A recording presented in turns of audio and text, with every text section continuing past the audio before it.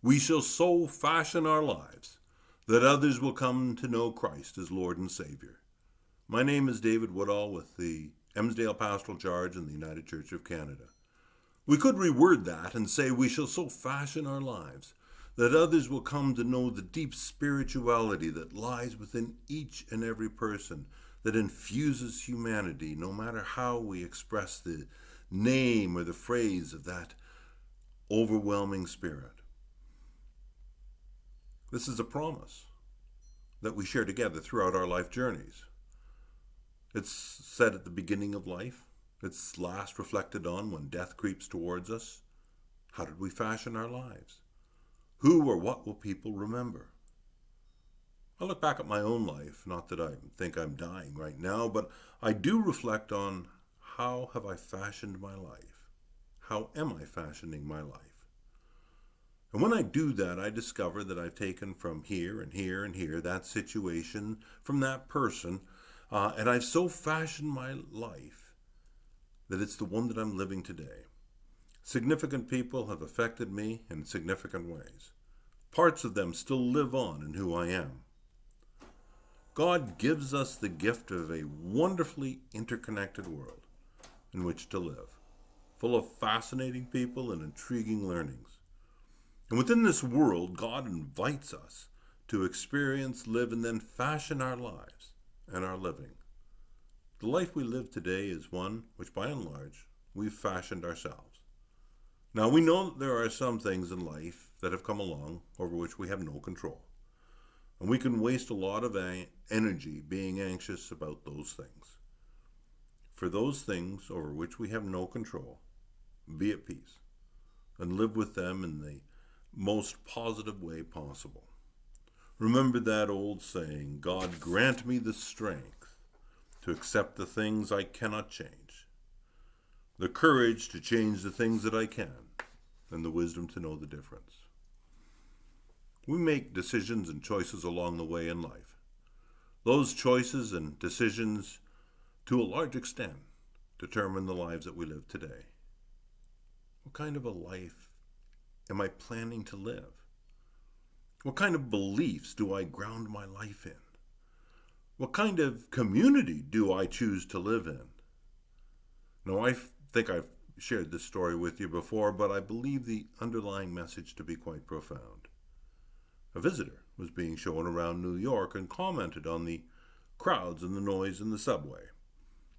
His host said, "At the next station, we will change to an express train, and that will save us 2 minutes." Said the bewildered visitor, "And what shall we do with those 2 minutes? What shall we do with those 2 minutes?" In some ways, the answer to that question talks about our lives.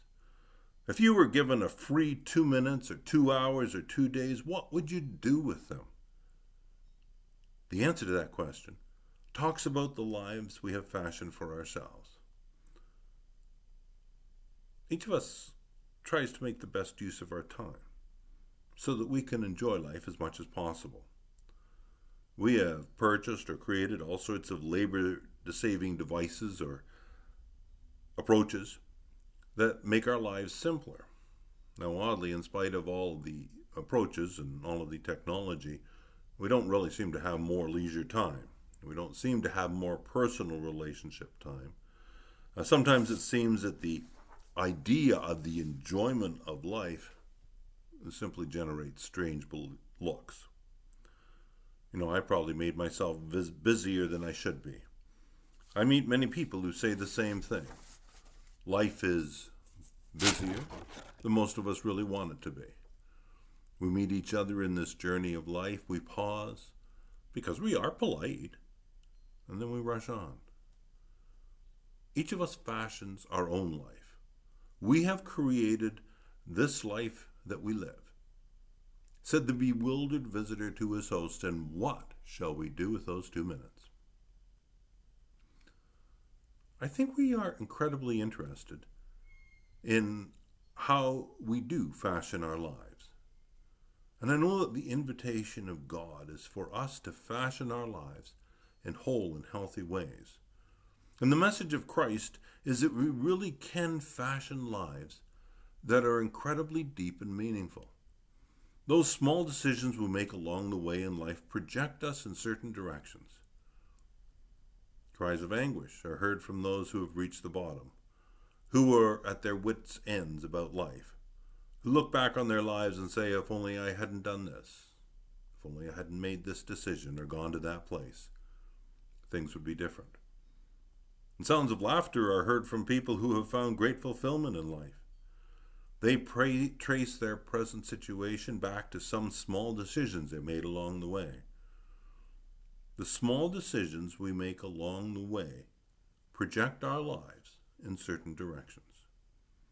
Gordon Sinclair, as a young missionary, arrived in India and was confronted by the overwhelming degradation and poverty of Calcutta.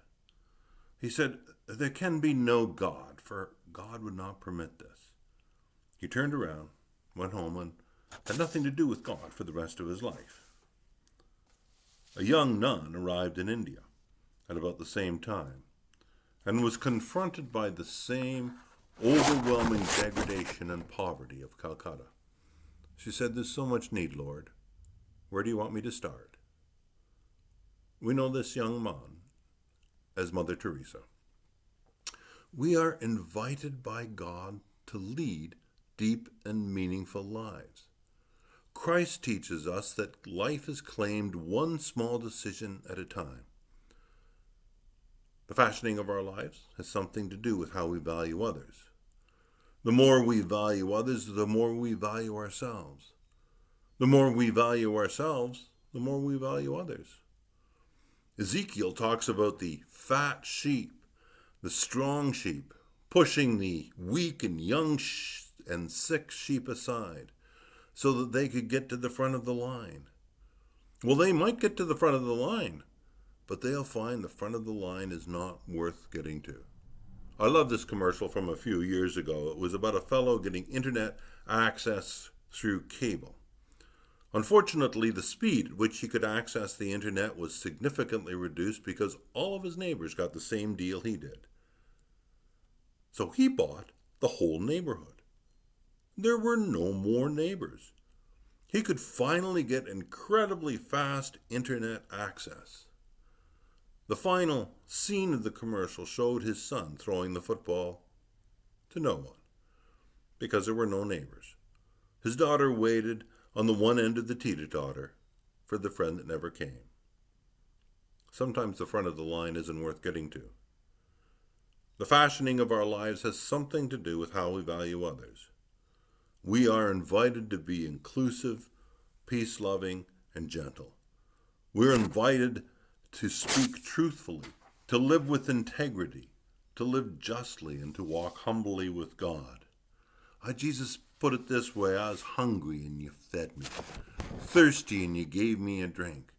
I was a stranger and you received me in your homes, naked and you clothed me. I was sick in mind and you took care of me. In prison and you visited me.